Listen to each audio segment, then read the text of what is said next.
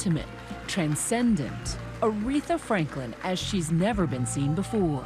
Come together, holy. A new documentary nearly 50 years in the making. Never aired footage of the Queen of Soul recording her legendary gospel album, Amazing Grace, the best-selling gospel album of all time. You want to know the truth, she has never left the church. She barely speaks 5 words, but when she opens her mouth, as some in that church might say, glory came out.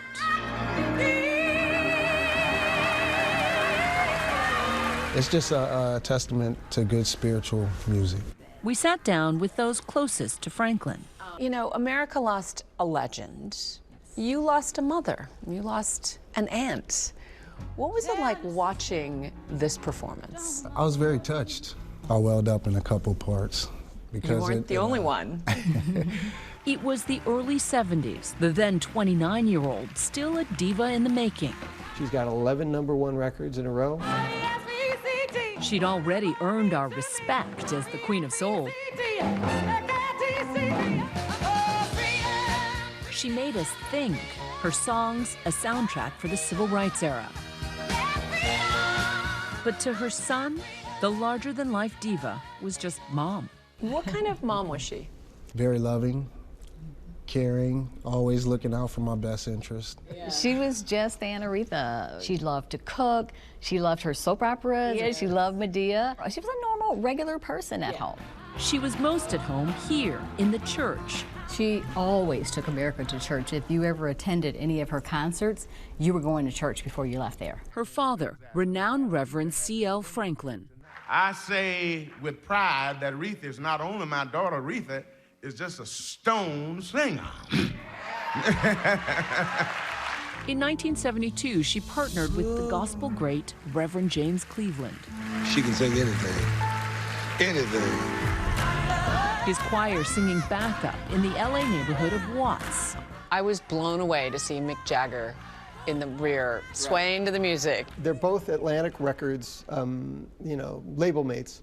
And Mick knew where the action was. Hollywood director Sidney Pollack and his crew were there too. So she saw this as that chance to become a movie star. But the production team forgot one important tool, a clapper that allows you to sync audio to the reels and reels of film. Years later, Pollack called in his old apprentice, Alan Elliott. Oh man, how disappointed he must have been that he could never get that sound sunk together. And he spent 3 months looking at footage daily, and they could only sync up 12% of the stuff. So it's like putting together a million-piece jigsaw puzzle. Right.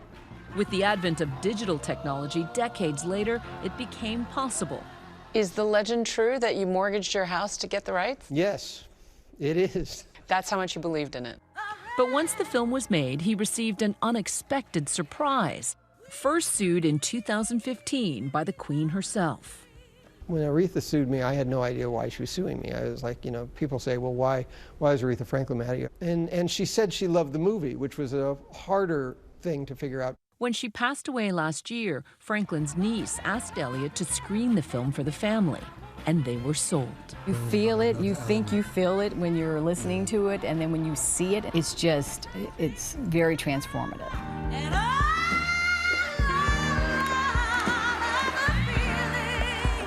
In her first song, which is, I think, Holy, Holy, right?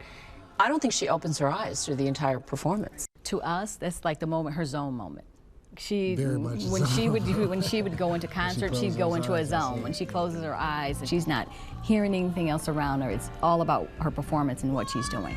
One, she's in the church, and two, she's also making a recording, which is, you know, these are two things that are the holiest of holies to her.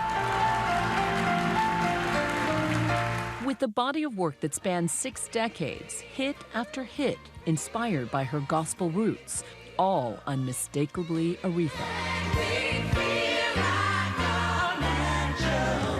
The natural woman, just as comfortable singing on stage alongside fellow pop divas as she was performing for presidents. Even bringing President Obama to tears at the Kennedy Center honors.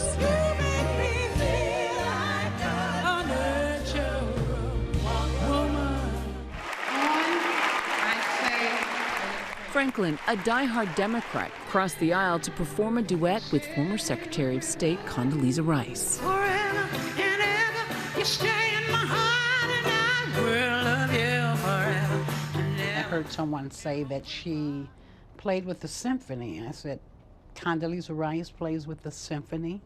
Plays what? The piano. This I had to hear. Aretha excelled across genres, even making her own unique mark in opera.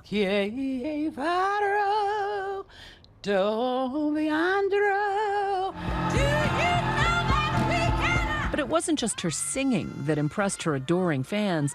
It was also her musicality. I think some of the best parts of her concerts is when she got on the piano. Most definitely. And she played by ear, and she was gifted in that sense. And, you know, we often joke, you couldn't even say anything in the house where she was because she would hear it. She had a magnificent ear, Very good ear. you know, and so, you know, she could play anything.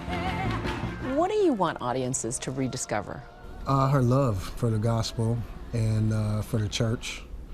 And that it's, I think it's very, very relevant to the days and times that we're living in right now.